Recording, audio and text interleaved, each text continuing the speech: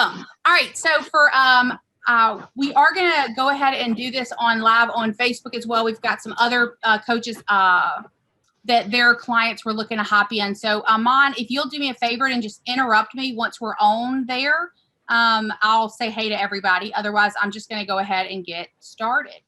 All right, Coach. It's loading and we are now live. Oh, yay. Okay, perfect. All right. So welcome. All right, so how to get things done. Now, for those of you that have been joining us, every Tuesday, welcome. And for the new people, my information is on the screen. Feel free to screenshot that in case you have questions. I am also asking if you'll go ahead and put in the chat box what it is that you'd like to get out of today and next Tuesday. This is a two-part.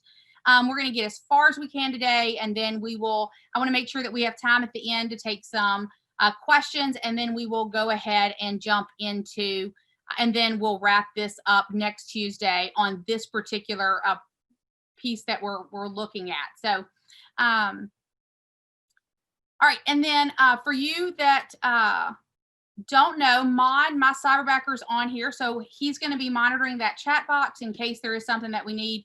And we will pause periodically to take comments and that type of thing. So, diving in our weekly mastermind, we have explored procedures, personal organization, ways to communicate between agent and admin. Some of our agents without admin are finding this useful because for us to lead others, we've got to successfully lead ourselves. Now, those are all part and parcel of the larger system that depends as much on the contributions of your admin as on your talents, which leads us to a key question, and they're up here. What are your staff members contributing? Do they use their time to the best advantage? Are they wasting their time and talent on the menial or mundane? Or do they stretch themselves to the limit of their capabilities? Do their responsibilities allow them to broaden their strengths, support your weaknesses, and generally complement you and the other staff members? Orchestrating the skills and time of everyone who works for you as to produce results, it is key. That's the key test of your input and direction as a leader. And you'll hear me throughout today. We're going to talk leadership and management. Because when we're wearing both hats in this situation, right? So it's going to start with this question. Are you the right person to lead that position? Did you hire correctly? Did this person go through the career visioning process? Based on that, right? If they're the right person, are you the right person to lead that position? So many times we hire and our leadership skills haven't grown to lead that position, or maybe we just shouldn't be the one to lead that position. This doesn't mean that it's not the right time to hire. It means that you might decide to leverage that leadership of that position to a coach or a training program. We're going to talk a little bit about that more next week. And then, of course, if you have questions about that, we can answer that at the end. And yet, so often we have this, I've got to do it all. Well, no, you really don't. There's options, because sometimes you're ready to hire before you may have that skill level, and most of the times what I find is agents are not the right person to train their admin. Now, on values and what you want the organization to look like, and yet not on the day-to-day, right? So let's talk delegation. We accomplish all that we do through delegation, either to time or to other people. If we delegate to time, we think efficiency. So if you're taking notes, time equals efficiency. If we're delegating to people, think effectiveness. People is effectiveness. Now, many people refuse to delegate to other people because they feel like it takes too much time and effort when they could do the job better themselves. Yet effectively delegating to others is perhaps the single most powerful leverage activity there is. Transferring responsibility to other skilled and trained people enable you to give your energies to other high-level activities. Delegation means growth. both for individuals and for organizations. And it is a new skill. If you haven't successfully led people in the past, and you hear the word successful, just because you've had employees doesn't mean you've done that successfully. The late Mr. Penny was quoted as saying that the wisest decision he ever made was to let go after realizing that he couldn't do it all by himself any longer. That decision made long ago enabled the development and growth of hundreds of stores and thousands of people. What are you preventing by not letting go? And there are correct ways to let go. So, producer. Now, this is from 7 Habits of Highly Effective People. The definition of producer. A producer does whatever is necessary to accomplish desired results, to get the golden eggs, right? A parent who washes the dishes, an architect who draws up blueprints, an agent that lead generates, a secretary who types correspondence.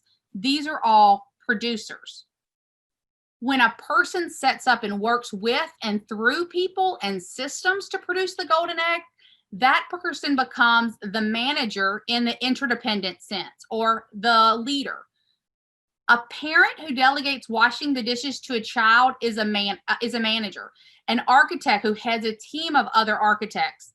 A secretary who supervises, or an admin who supervises other people, is an office manager.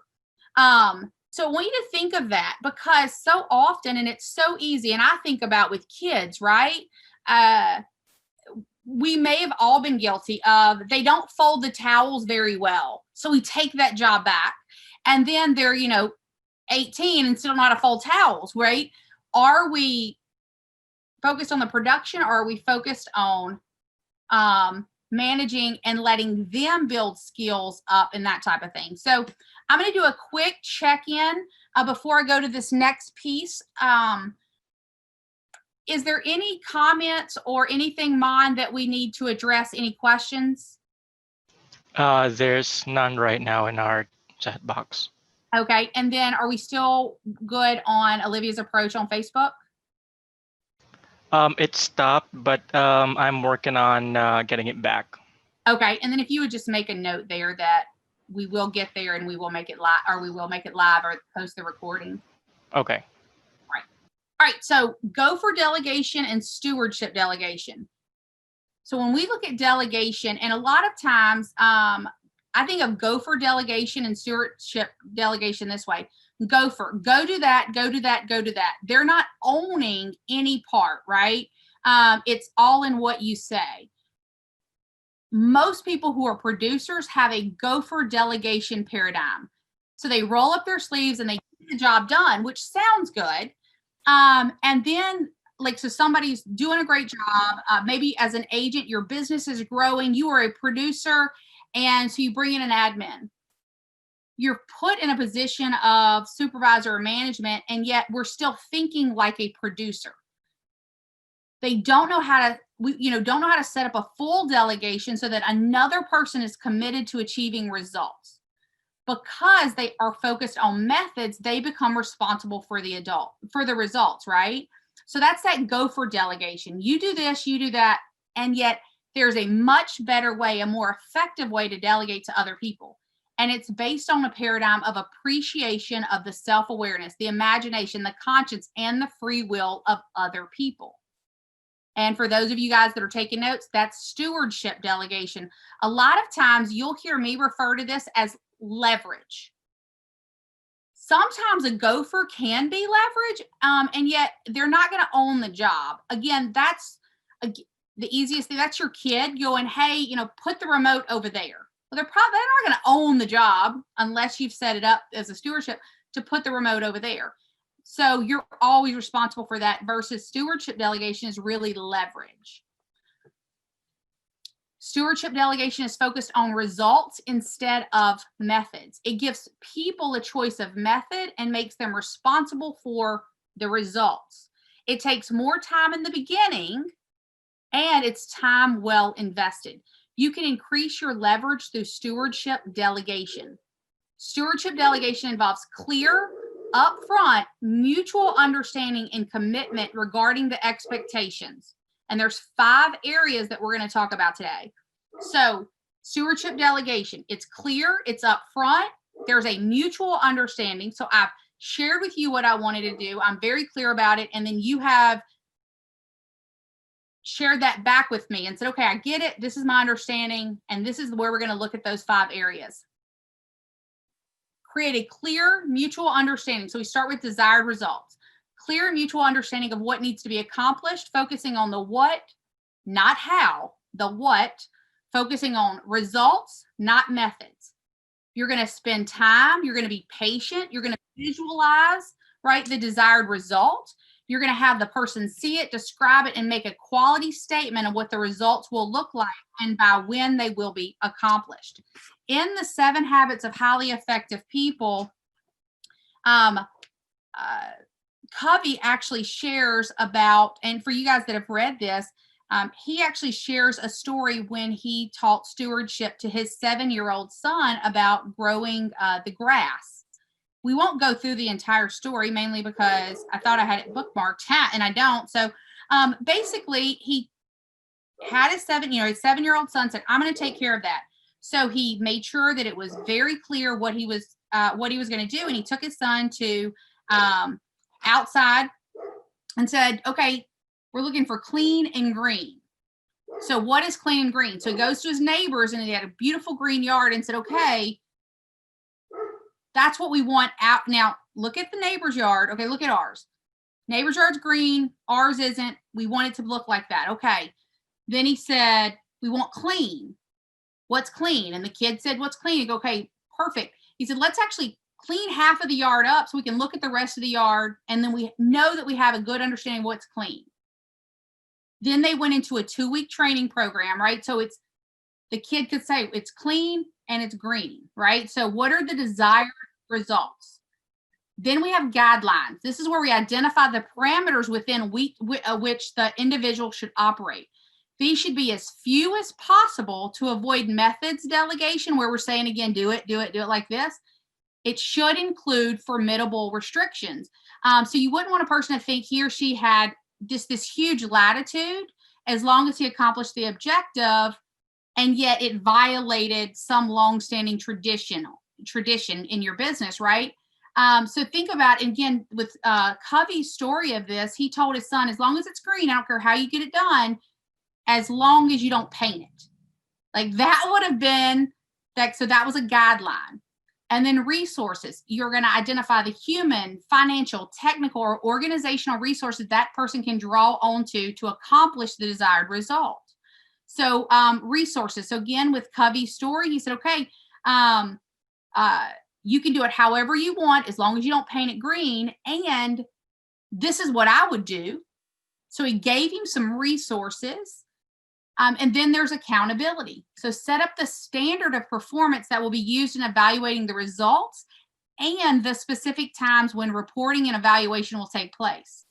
Okay. So again, in this story, so hey, on Tuesdays and Thursdays, we're going to walk the yard and is it clean and is it green, right? And then you have consequences. Specify what will happen, both good and bad, as a result of the evaluation. This should include things as financial rewards, different job assignments, natural consequentization. So again, desired results, guidelines, resources, accountability, and consequences. So this is how we make sure that there's the delegation circle, because what happens is we tell people what to do and we walk away. Or we tell them what to do all the way down, and yet it's the way we would do it, and we're focused on what they're doing versus the results, right? So this is a story from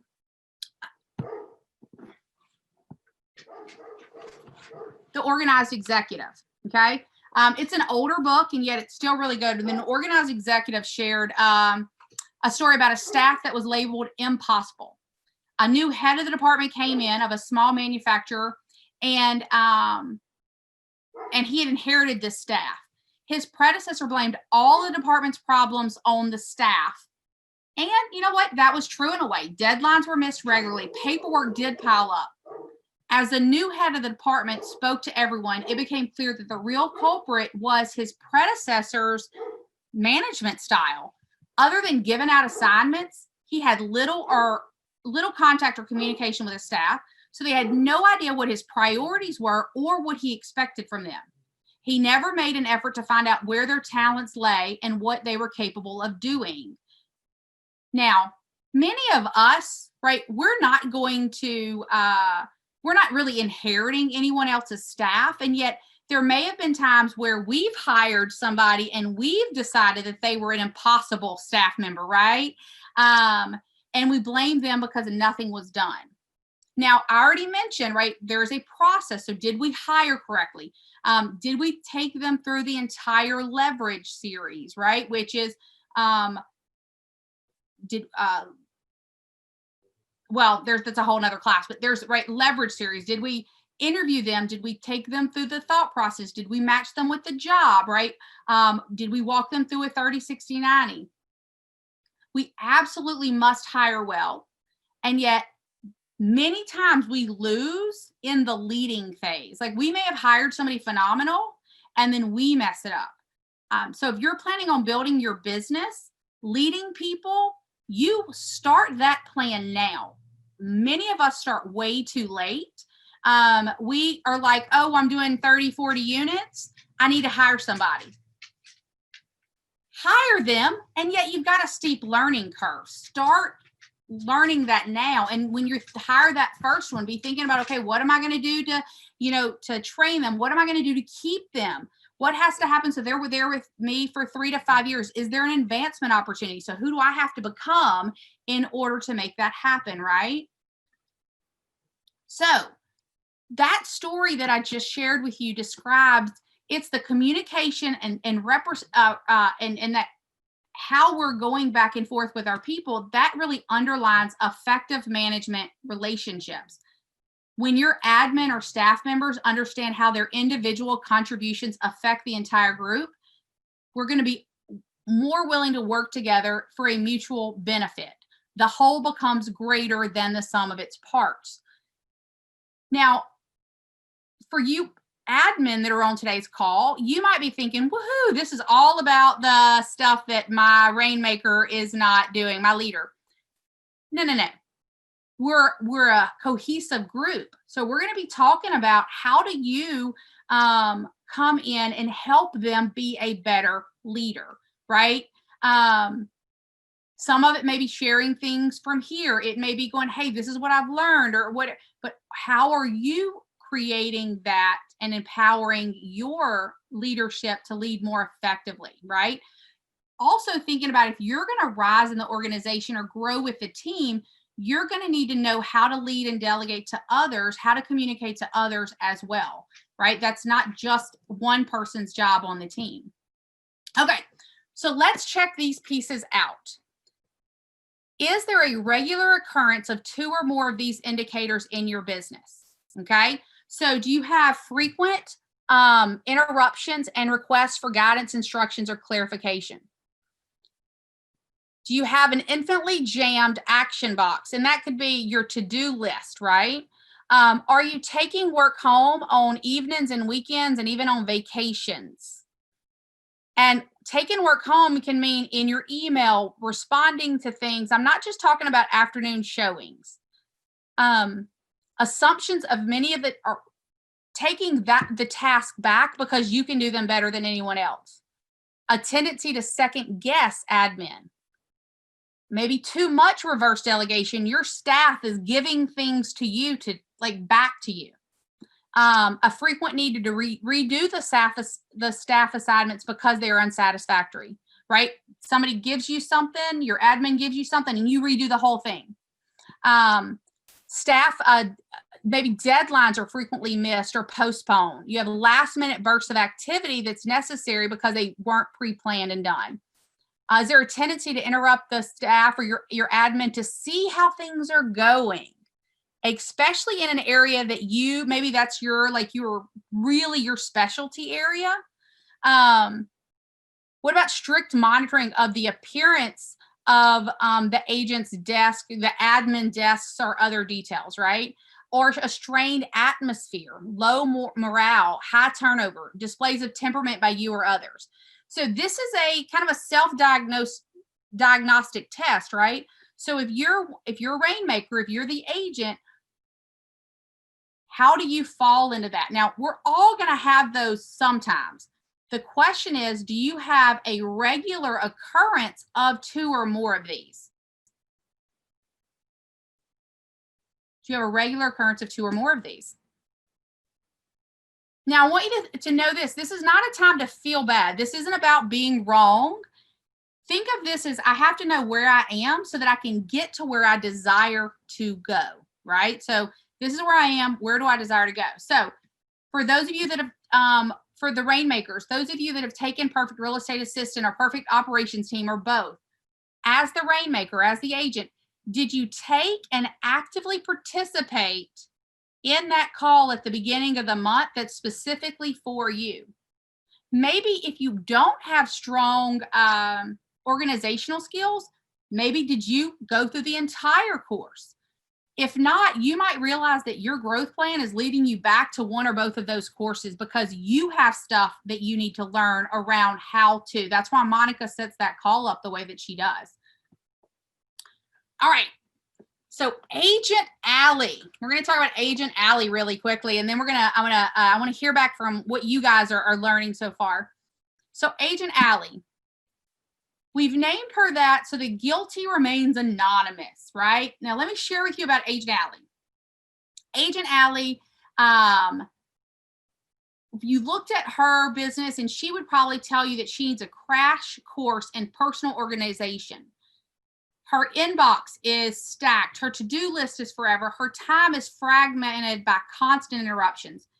And to keep up with her workload, she is practically working every evening till 10, 11 o'clock at night. She works weekends. Even more troublesome was she's actually lost clients because she wasn't doing her number one job of lead generation. She had hired, lost several admins. She just couldn't find good people. Now, although Agent Allie failed to see the connection among all of these symptoms, her problem wasn't so much personal organization as faulty staff management, or more specifically, fear of delegation. At one point in my life, Agent Allie, right? You may have realized that your name could be right there. Agent Allie shared a reluctance common among agents, top producers, managers, and that is to relinquish the control of their kingdom. Most of her to-do items should have been referred to her admin. Her late night and weekends had less to do with showing clients and listings houses, or even her drive and ambition, than it had with her inability to let go of many projects. When she did delegate, her directions were so vague that her admin frequently had to request further instructions, which led many of them to look elsewhere for more challenging and creative work. So again, nobody's got to raise a hand here, and yet Agent Allie might have a lot of things in common with you. Now, without delving too deeply into the psychology of reluctance to delegate, it's useful to recognize some of the factors involved. Perhaps most common is the "I'll do it myself, no one can do it better" syndrome, which is always interesting to me because if you'll notice, agents start talking that way like after their 4th transaction or 3 weeks into the business. I'm like, really? Nobody can do it better than you? They couldn't learn that? Come on now, right? Probably Agent Allie could handle much of the work more efficiently than anyone else, and yet, is that the best use of her time, right? There's bound to be someone else who can do it well enough or can be trained to do it as well or better. Now, second cousin to the syndrome is the widespread belief that personal value is measured by sweat rather than results. Let that one sit in there for a minute, right? Like we used to have this, the value was on how much leisure time. Now it's like, oh, I'm busy. It's like a badge of honor. I'm busy. Woohoo, I'm busy. Really? But you don't have any closings, you don't have any pendings, or you only have 2, right? Like what? So And then there's also the urgency addiction. A lot of us are addicted to urgency.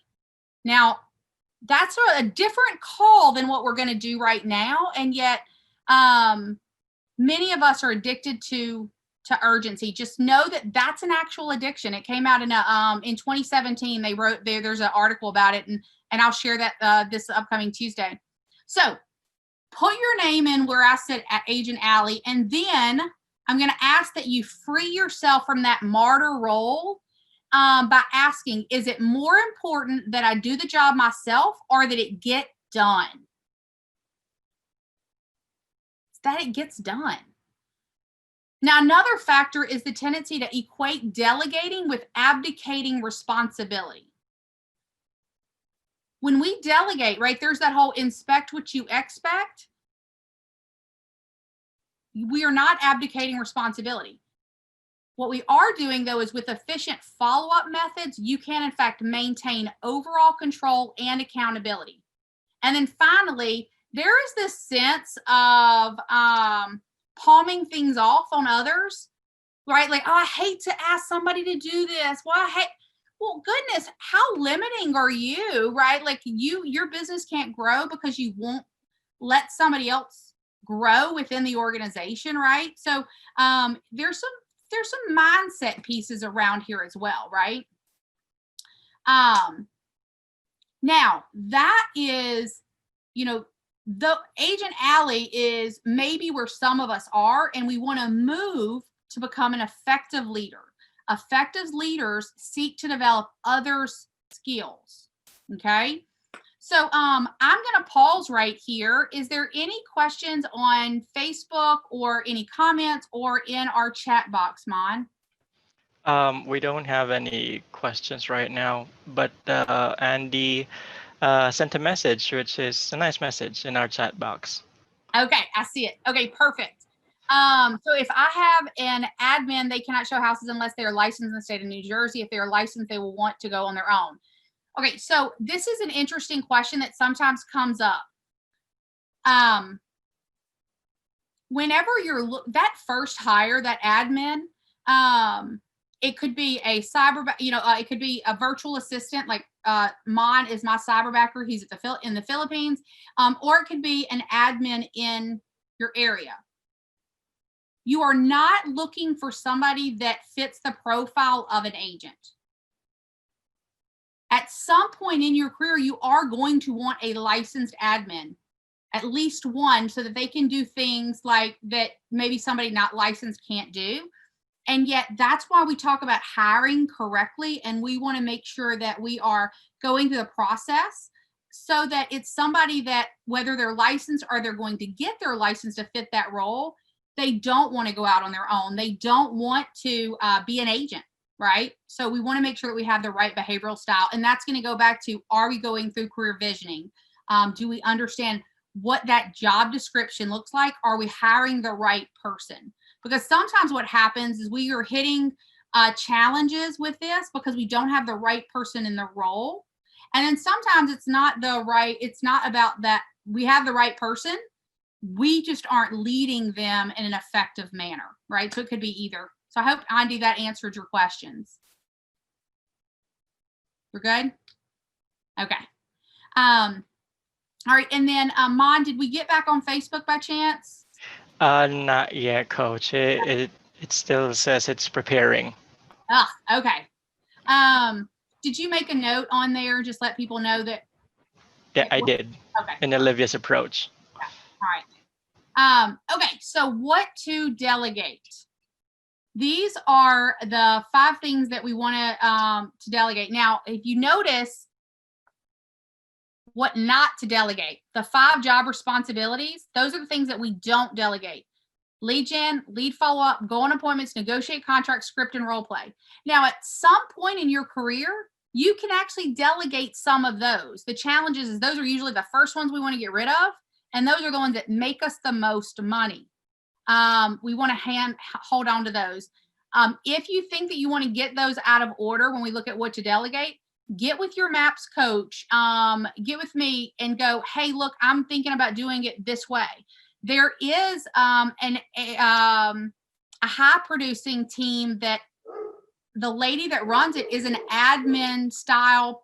And she said, I want to run this. So she hired those positions, right? So it's not to say that we can't do things differently. And yet, for the most part, we're talking generalities, this is your job description. So what do we want to delegate? Everybody's, mostly, right, all of us were in real estate. The nature of those referable tasks are going to vary according to your job and responsibilities. And yet here's a useful rule of thumb. I can get 20% more work done by sticking to what I do best. I rate each new item from 1 to 10 according to how well it matches my strong points. Then I work only on items that rate over a 7. The rest I delegate or find an outside expert who can handle them better than I can. Now, that's not my quote, it's somebody else's quote. And yet, if you're in that spot where you're about to hire an admin, or you have an admin and this is something outside of that purview, we can always outsource things. So for instance, do we have a bookkeeper outsourced? That's a great piece that you can outsource before you bring in a full-time admin. Do you have your grocery shopping outsourced? Like, there's things that you can outsource so that you can make sure that you're focused on these job responsibilities.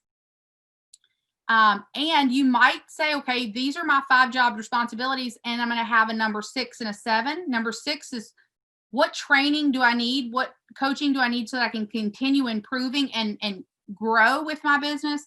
And then it may be vision, right? Make sure, like, if we get beyond that, that's where we're going to bottleneck. So there are 3 ways to handle delegation: task, function, and goal. Task delegation is the most immediate method. Specific tasks or subtasks are assigned out. So think writing an offer, researching a project, designing a new sale brochure, right? Those are task delegations. A function involves a group of tasks related to one particular activity, such as sales, research, transaction to close is a great example of this, right? And Mon, I didn't think about this before. You could post the Zoom link on Facebook and invite them in that way. We are now live in Facebook, Coach. So should I post the link still, or? No, if we're live, we're good to go. We're good to go. All right. Okay. And then goal. A goal refers to the various tasks necessary to fulfill a particular objective. So increasing sales by 10%, developing new markets, improving productivity. So what to delegate? Everything except for those job responsibilities. And how do you handle delegation? You've got to decide, is it a task, a function, or a goal, right? And make sure that you're communicating that with your person. All right. So what are you guys hearing? So I feel like I'm lecturing a lot. We're 40 minutes in. What are you hearing? What's your takeaway? What's your questions?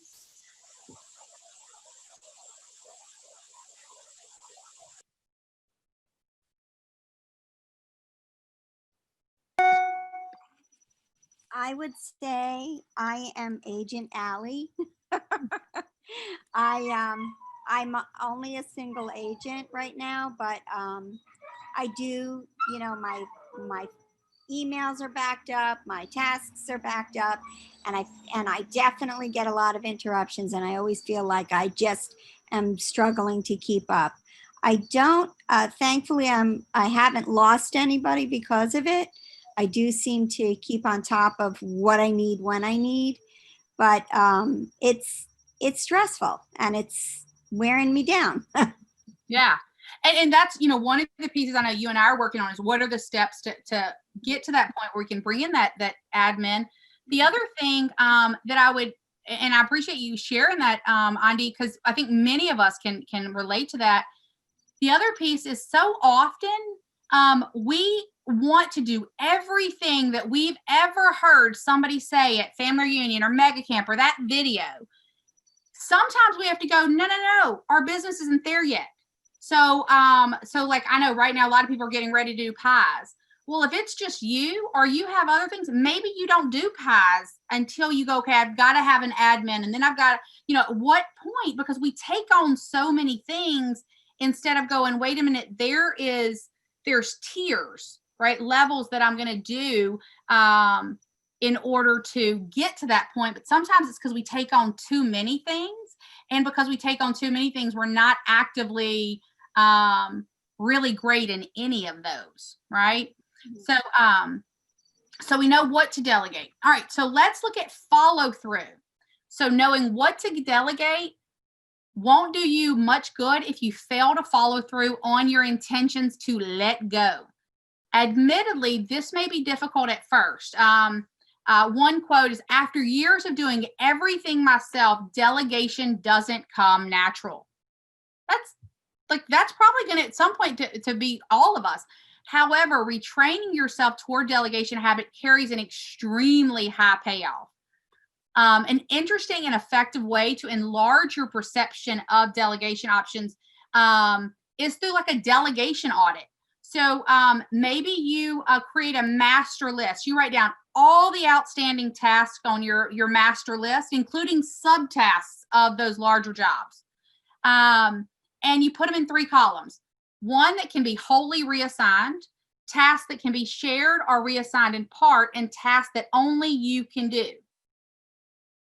The ones that, if you're an agent on the call, not an agent that is licensed, but you're in the agent role of the business, only you can do.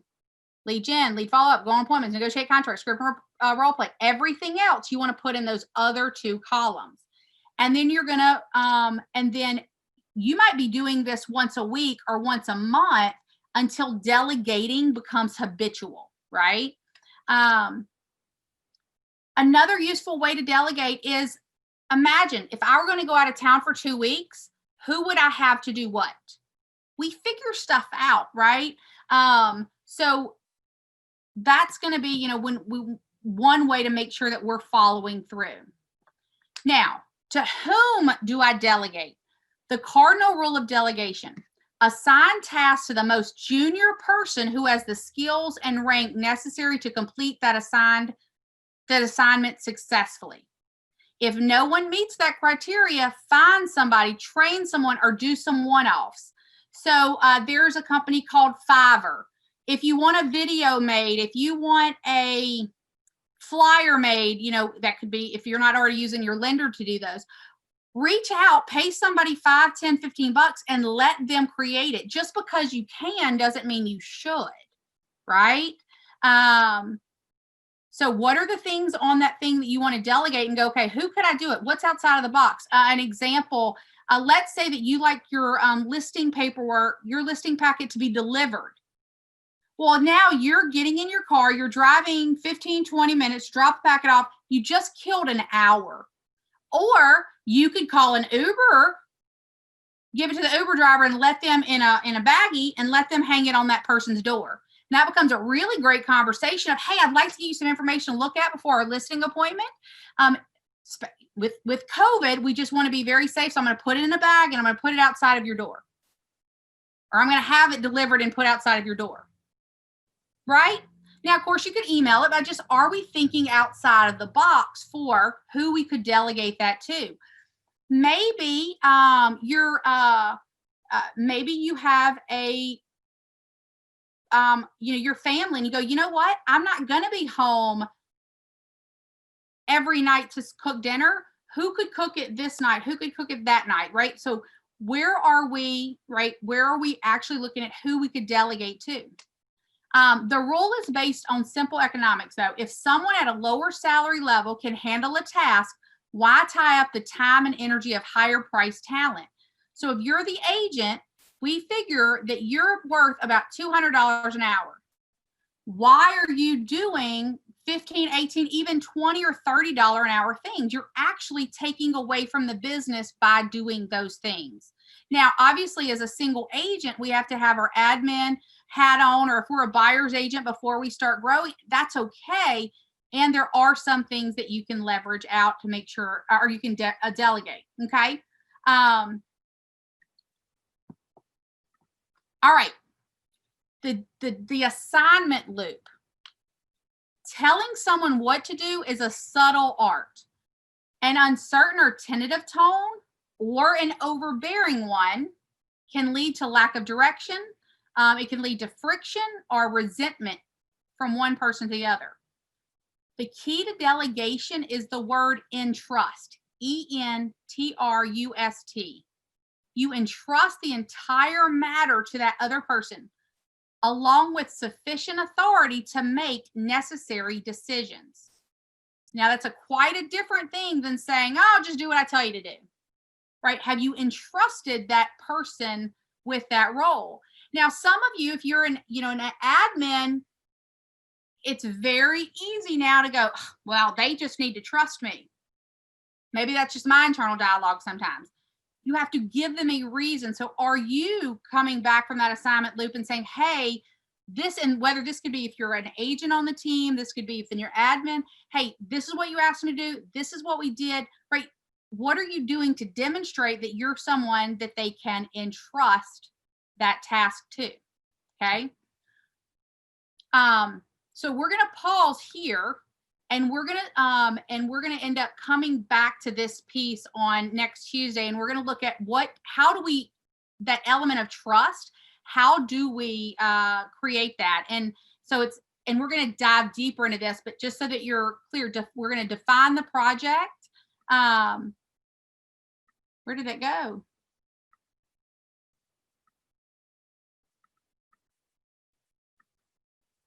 We're gonna make sure that we are making a capital investment in that person. We're gonna talk more about that. We're gonna delegate for results. We're gonna review the progress and follow up, and part of that is staff meetings. Now, this is the exciting thing for the admin, for the buyer's agents. You need to learn to manage your boss. Okay, so maybe you have someone that is an inconsistent delegator. Then maybe you send them an email that says something like this: in order to do X by whatever you requested, I'll have to postpone evaluating the office building plans you gave me yesterday. Unless I hear otherwise by the end of the day, I'll assume you want me to go ahead with the X, right? So you're getting clarity around what they actually want you to do. What is the priority? Maybe you get ambiguous instructions. So again, email, text, memo, however you're going to do that, you're going to email them, you're going to get clarity, and then you're going to say, please don't take the trouble to respond to that unless you wish to modify these instructions. So are you getting clarity from the person that's giving you the instructions? These are some ways, right? To really, clarify what you're getting, right? All right. Clarifying priorities. What you think is important might be different than what your boss thinks is important. And if you're the agent, it might be different than what your admin or your buyer's agent, because they may know something that you don't. So we got to have clarity in the priorities. So here's an interesting suggestion. List, like let's say you're the admin and your agent has come in and said, I want you to do this.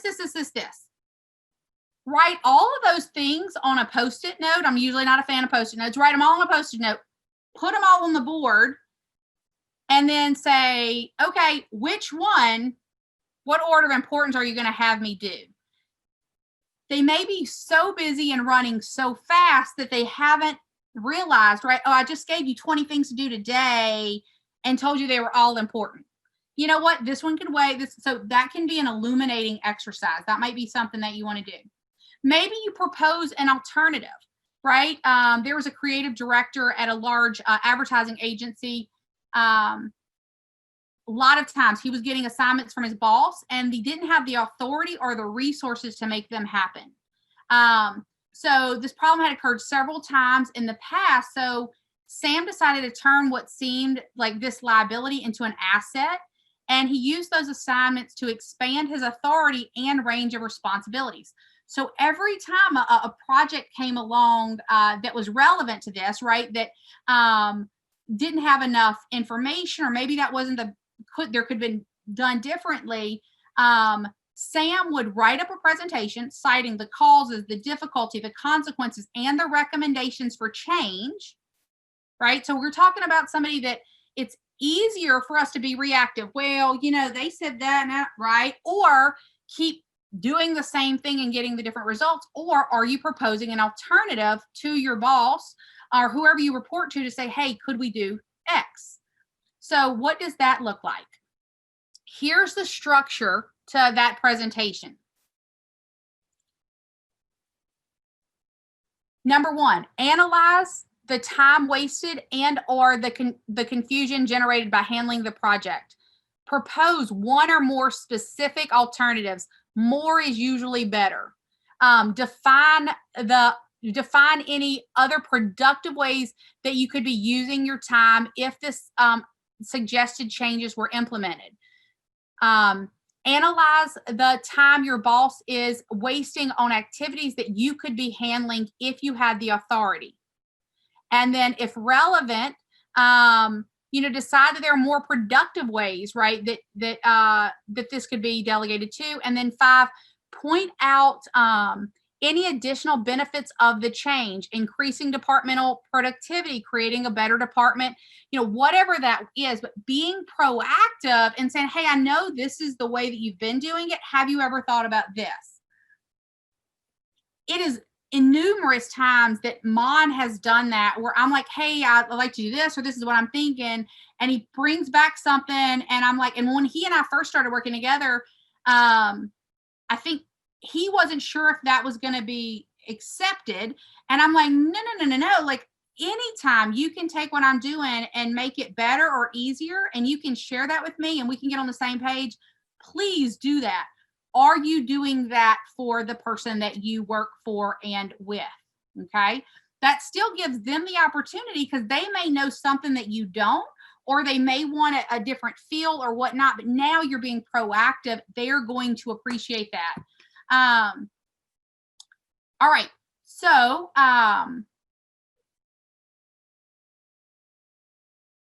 there's a structure to that, which, well, let's look at that really quickly. So when we look at the structure, actually, we just looked at the structure. Did I not switch? So we looked at the structure. When you're satisfied, when you've done these pieces, you've achieved the right tone, dispassionate, professional, amiable, with no hint of grievance. You could submit this, in an email or make an appointment to discuss it in more detail, and then keep following up until the matter is resolved. That same approach is equally useful when you want to sell your boss on one of your own initiatives or goals, right? So now you have, and again, this is for anybody. If there's something in your market center that you would like to see, or right in your church or an organization, it's a great structure to do so. All right. Some additional tips. Request a due date on all assignments. So Rainmakers, are you giving a due date? And better yet, or once you give the assignment, are you asking the person by when do you think you'll have that back? And then if they don't, admin, are you requesting a due date? That way y'all are all on the same page. On a longer complex project, are you assigning benchmarks for yourself? So like this is you think contract to close, right? This is a month-long process. What are the steps along the way that we're going to communicate that? And then if a deadline is changed, inform your leadership immediately, not on the day the task should have been turned in, right? Hey, we were going to do this, or I know you and I talked about doing this, and yet because of that, it's not going to be done till here. Okay, cool, right? And then press for the support or information you need to complete a task. So here's what I've done. Here's what I need from you to finish that project. One of the things when Mon and I started working together, that was one of the conversations that we had. And so I'll have something on our list that I'm supposed to do. And he's really nice. He sends me a text and it'll say something like, this is a gentle reminder. And I'm either, okay, thanks. And I do it. Or I say, remind me tomorrow, this evening, right?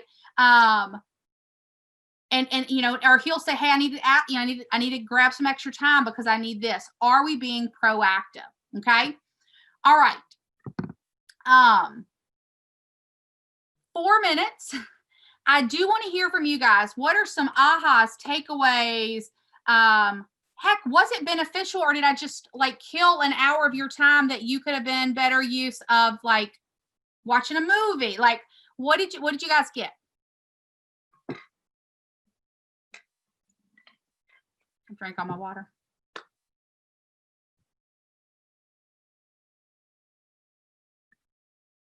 Well, I kind of feel like I have to start following these rules as if I was my own admin.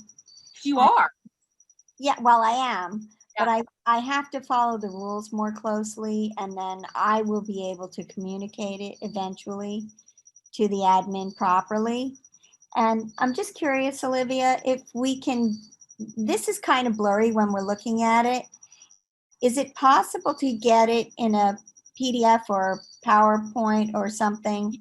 Yes, and thank you for letting me know that. So it may be the way that I'm sharing, because it's a PowerPoint.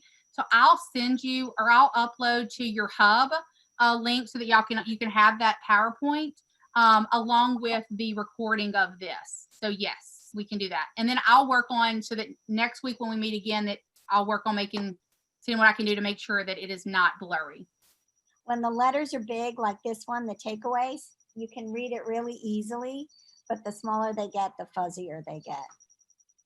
Perfect. All right. We'll do that. All right. And then mine, is there anybody on Facebook? Any comments? Yeah, we do have people who are watching us on Facebook, but they don't have any questions. We don't have any questions as well here in our chat box. Okay, perfect. All right, then I'm going to put a couple of you on. I'm just going to call on you. Hi. No. So Daisy, welcome. Welcome by fire. So Daisy has just started coaching with me. This is her first, really, I think, group call. She is a buyer's agent. Any takeaways from today? Managing our boss. Yeah. I only say that because I know Tanya's listening and she's in the office. So, no, and I think it's what you said about, you know, some of us. What did you say? You said personal value is measured by sweat, not results. So a lot of the time we feel like we're doing something just because we're busy. But when you look at the numbers and the results, it's like, no, I could have swore I did more than that. So yeah. It's and the thing is, it's a great aha. I remember when I first got into real estate, I needed a coach because I was an idiot. And no, it's not necessarily why, just for me, why we need a coach. But so I thought, like, because I'd come from a background, right? You want to do more, you work more hours. So I was like, you know what? On Thursdays, I'll just work 24 hours. So after I finish showing or listen to house on Thursday, I would just work all night and try doing paperwork. And how effective do you think I was? So when I got, you know, that bold law, your business, all work expands to fifth the time allowed. When I got very specific, I'm only going to do these things. I'm going to get a life. I'm going to go play softball. I'm going to go do this. I'm going to fill it into this time frame. Business started going up, productivity, profitability, and it was that tweak from I have all the time in the world to what do I got to do to be very, very intentional right now. So love that. So I'm love that, Daisy. All right. All right, Paul, anything that you would add before we step off? The biggest one I got today was delegating is not abdicating. Yeah. There's this sense that asking somebody else to do what has been your job seems like it's passing off the responsibility. The responsibility doesn't go anywhere. It's just the task that goes somewhere. That's right. Absolutely. That one's a huge one. And then, you know, how do we follow that up, right? How do we bring that in? And in such a way that we're not like, now we think training, there are times when we're micromanaging. through the training piece, but only so that we can start entrusting that. And next week, we're going to actually look at a training loop of how that we can move through that effectively. Perfect. All right, and then mine, I'll ask, is there anybody that, I see Tanya said Tracy's laughing about managing your boss. That's her rainmaker. So, and yet we all play an essential part to the team. I want you to think about a team. It's not top down. I want you to think about it's a baseball diamond. So that's a lot of times we think about the pitcher. I don't care how good of a pitcher you are.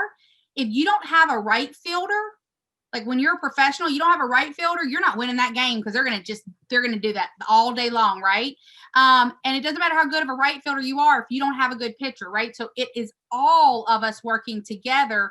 Not any one of them is more important than the other. It's just, are you feeling you're doing the best of your ability in that role? So, all right. Anything, anybody posted anything on Facebook that we need to answer or make a note to, Mon?